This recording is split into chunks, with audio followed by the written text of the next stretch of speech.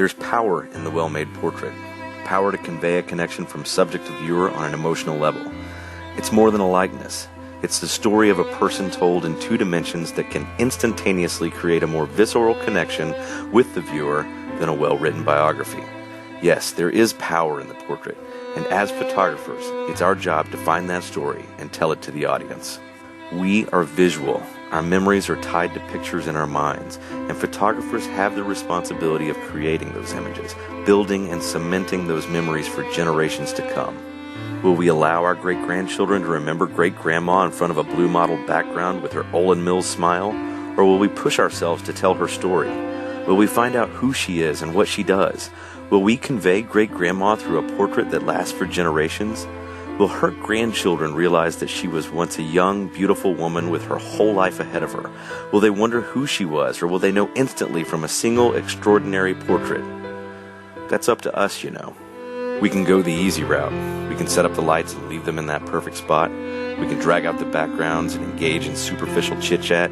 We can ignore the living, breathing human being that grants us the power to capture their spirit and vitality and snap a photo or two. Have a seat, smile for the camera, turn your head to the left just a bit. That's right, that's perfect. We're all done. They'll be ready in an hour. And we can hand over a likeness, a photograph of what someone looked like on that day and that year. A factory-made piece of crap. Another scrap of paper that means nothing in a world full of meaningless scraps of paper. Not me. No way. Forget that. I'm going the hard route. I'm finding the story.